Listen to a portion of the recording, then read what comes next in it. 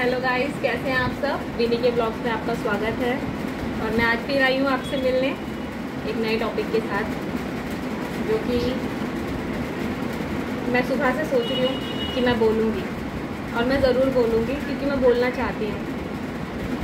शायद कई लोग मेरी बात से एग्री नहीं करेंगे, और अगर 100 में से एक ने भी एग्री कर लिया ना तो मेरा बोलना सफल हो जाएगा। तो मैं बोलूँगी और ज़रूर बोलूँगी, क्योंकि मैं किसी भी बात को ना अपने अंदर नहीं रखना चाहती, मैं बोल देना चाहती हूँ।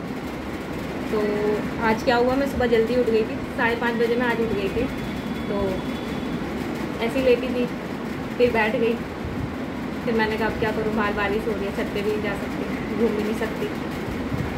तो मैंने कहा चलो मूवी देखते हैं।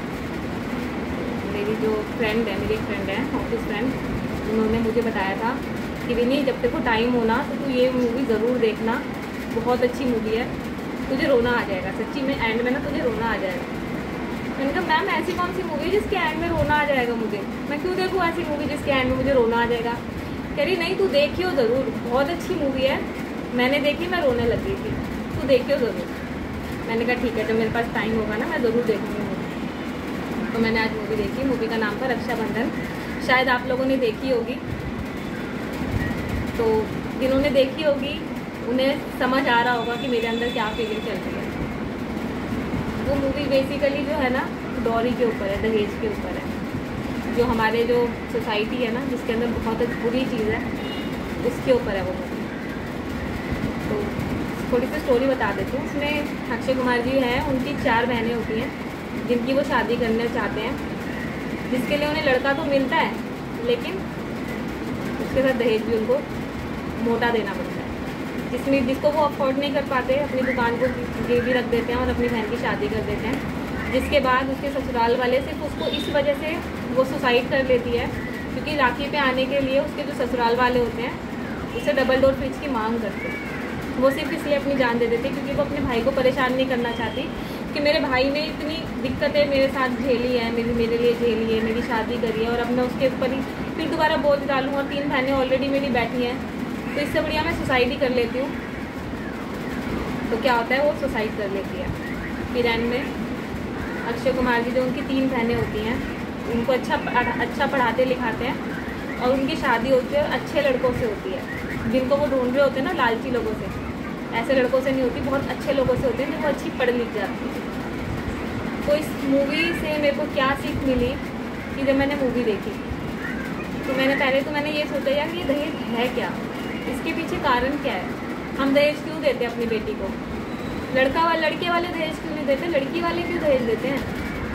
तो जब मैंने ये चीज़ सोचा तो मैंने ये सोचा यार जब हमारे घर में कोई मेहमान आता है 2 दिन के लिए आए चाहे, तो हम लोग क्या करते हैं, जब वो जाने लगते हैं तो उनको सामान दे देते हैं, कुछ गिफ्ट देते हैं, कपड़े देते हैं या कुछ भी देते हैं, लेकिन उनको हम देते हैं कि हमारे घर अगर कोई आया है तो वो खाली हाथ नहीं जाना चाहिए। उसी तरीके से जब एक लड़की की शादी होती है, आप वहाँ से समझिए कि जब एक छोटा सा बच्चा एक माँ बाप के हाथ में आता है, जब वो उसको बड़ा करते हैं, उसकी पढ़ाई लिखाई, उसके बड़ा होना, वो हर चीज़ उसकी देखते हैं।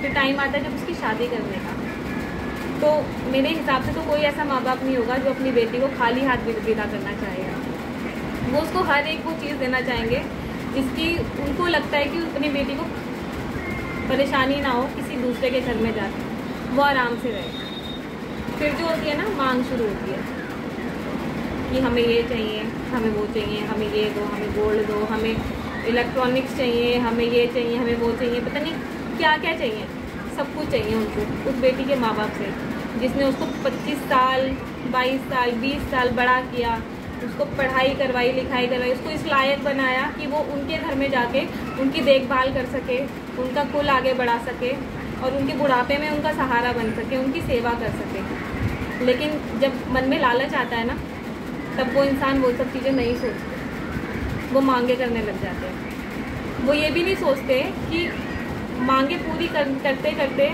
उस लड़की का बाप चाहे 10 साल लग जाए उसके पापा को उस कर्जे को उतारने के लिए, लेकिन जब वो लालच आता है ना दिल में लोगों के, तब वो सब खत्म कर देते हैं। बात सिर्फ वहीं नहीं ख़त्म होती। जब आपको पता है ना कि एक इंसान लालची है, तो वो कभी आपको प्यार भी नहीं दे सकता, वो कभी आपकी रिस्पेक्ट नहीं कर सकता, जब लालच मन में आता है ना, लालच ना रिस्पेक्ट देखता है, ना इंसान देखता है, कुछ भी नहीं देखता। उसको सिर्फ अपनी लालच की पड़ी होती है कि मुझे ये इसके बहाने से ये चीज़ मिल जाए, इसके बहाने से वो चीज़ मिल जाए, जो कि अच्छी चीज़ नहीं होती है।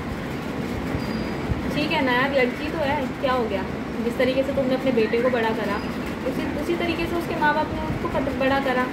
अभी तो तुम्हें अपनी रिस्पॉन्सिबिलिटी समझनी चाहिए, अपनी जिम्मेवारी समझनी चाहिए कि अगर हम किसी की बेटी को अपने घर में ला रहे हैं तो उसको उसी तरीके से रखें, उसी तरीके से रखें, उसी तरीके से अपने घर में हम उसको वो रिस्पेक्ट दें, जिससे कि उसके माँ बाप को भी लगे हाँ हमारी बेटी अच्छी जगह है। लेकिन जब हम उसी बेटी के साथ मारपीट करते हैं, लड़ाई झगड़े करते हैं, मांगे करते हैं, इंसानियत ख़त्म हो जाती है।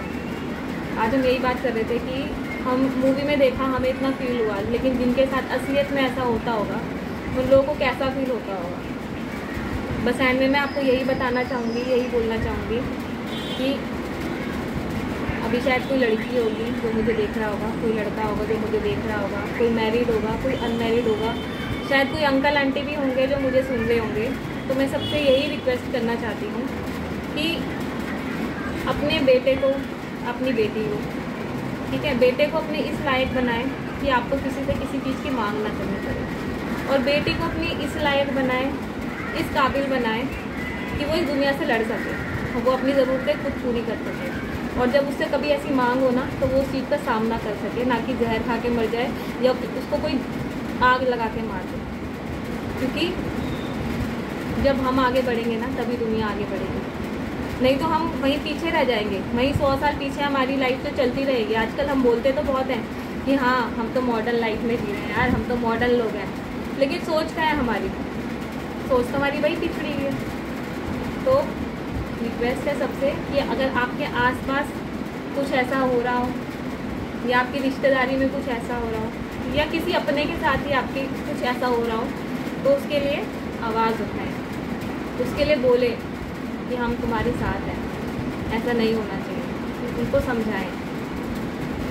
अगर मुझे 100 लोग भी सुनेंगे ना, और 2 में भी असर पड़ेगा, तो मैं सक्सेसफुल हो जाऊँगी। मुझे लाइक करो, शेयर करो, मत करो, मुझे फ़र्क नहीं पड़ता, लेकिन अगर आप मुझे सुन रहे हो, मेरी बातें आप समझ रहे हो, तो मेरे लिए सिर्फ उतना ही काफ़ी है। बस मैं ये चाहती हूँ, जिस तरीके से एक लड़के की रिस्पेक्ट होती है ना, उसी तरीके से एक लड़की की भी होती है। अगर लड़का दामाद है तो लड़की भी बहू है, उसको उस तरीके का दर्जा मिलना चाहिए। क्योंकि मैं देखती हूँ कि जो मेरे हस्बैंड हैं, मुझे अपने साथ लेकर चलते हैं, कभी भी मुझे ऐसा नहीं महसूस होने देते कि मेरी उनसे शादी हुई है, मैं उनकी वाइफ हूँ। हम दोनों इक्वल हैं, हम दोनों बराबर हैं, हम दोनों हर चीज़ में बराबर हैं। और जो मेरी मदर इन लॉ है, उनको भी मैं थैंक यू बोलना चाहूँगी कि उन्होंने अपने बेटे को ऐसा बनाया है कि वो मेरे साथ ऐसे रहते हैं। Thank you. आप भी अपने बेटों को ऐसे ही बनाइए, तभी आपकी रिस्पेक्ट होगी, आपके घर की रिस्पेक्ट होगी, आपका घर बढ़ेगा। नहीं तो ऐसी लड़ाई झगड़ों में लाइफ बीतती जाएगी। फ्रिज, टीवी, कूलर, पंखे, सोना, कोई फ़ायदा नहीं इन सब चीज़ों का, जब तक शांति नहीं है, जब तक प्यार नहीं है, जब तक रिस्पेक्ट है। तो प्लीज़ रिक्वेस्ट है सबसे, अपनी बेटियों को, अपनी बहूओं को रिस्पेक्ट दीजिए, प्यार दीजिए, क्योंकि लड़कियां भी खुशियों की उतनी ही हकदार हैं जितने ही लड़के। Thank you. आज का मैं अपना ये जो बातचीत थी यहीं पे समाप्त करती हूँ, क्योंकि रात हो रही है, मुझे खाना भी बनाना है नीचे जाके और खिलाना भी है। तो बाय, जय हिंद, जय भारत। और मेरी इस बात को ज़रूर ध्यान रखिएगा, जो भी मुझे सुने इस बात को मेरी ध्यान रखिएगा। शायद कुछ लोगों को मेरी बात पसंद आई हो, कुछ को ना आई हो। जिनको नहीं आई वो भी सोचिएगा, और जिसको आ गई वो आगे 2 लोगों को और समझाएगी। Thank you. जय हिंद, जय भारत।